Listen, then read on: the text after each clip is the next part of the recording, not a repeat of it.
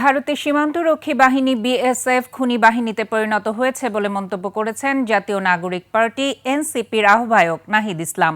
বুধবার জুলাই পদযাত্রায় চুয়াডাঙ্গা ও ঝিনাইদহের পথসভায় দলটির নেতারা বলেন, জুলাই গণ অভ্যুত্থানে শেখ হাসিনাই খুনের নির্দেশনা দিয়েছিল বলে নিশ্চিত হয়েছে জাতিসংঘ। আবারও আগে সংস্কার পরে নির্বাচনের কথা জানান তারা। চুয়াডাঙ্গা প্রতিনিধি আতিয়া রহমান ও ঝিনাইদহ প্রতিনিধি এম রায়হানের তথ্যছবিতে ডেস্ক রিপোর্ট। শেকড় থেকে শিখরে দেশ গড়তে জুলাই পদযাত্রার নবম দিনে বুধবার বিকেলে সীমান্তবর্তী জেলা ঝিনাইদহে এসে পৌঁছান জাতীয় নাগরিক পার্টি এনসিপির নেতাকর্মীরা। জুলাই গণ অভ্যুত্থানের নায়কদের কাছে পেয়ে উচ্ছ্বাস প্রকাশ করেন সমবেত ছাত্র জনতা।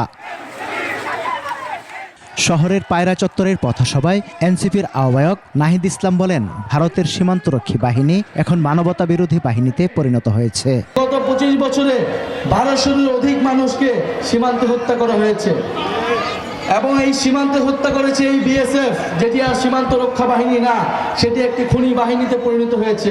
ফ্যাসিস্টদের যারা আশ্রয় দিচ্ছে তাদের সম্পর্কে সতর্ক থাকার আহ্বান জানান এনসিপির দক্ষিণাঞ্চলের মুখ্য সমন্বয়ক হাসনাত আব্দুল্লাহ। আওয়ামী লীগকে যারা আশ্রয় দিচ্ছে, হাসিনাকে যারা প্রশ্রয় দিচ্ছে, এই মধ্য এশিয়ায় যারা অস্থিতিশীল পরিবেশ তৈরি করছে, ভারত হচ্ছে আমাদের শঙ্কার জায়গা। শেকড় থেকে শিখরে। এর আগে বৈরী আবহাওয়ায় চুয়াডাঙ্গায় পদযাত্রা ও পথসভা করে এনসিপি।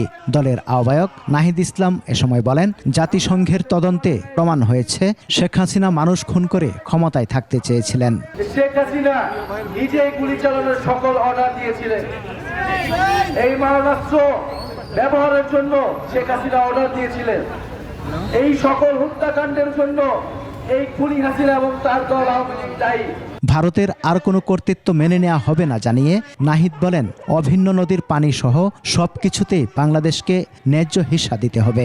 আপনাদেরকে কঠোর হতে হবে, এমন কোন সরকারের দিকে আমরা তাকিয়ে থাকবো না।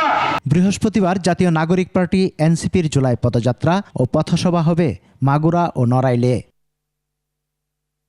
সমর ইসলাম, ডেস্ক রিপোর্ট, ২১ টেলিভিশন।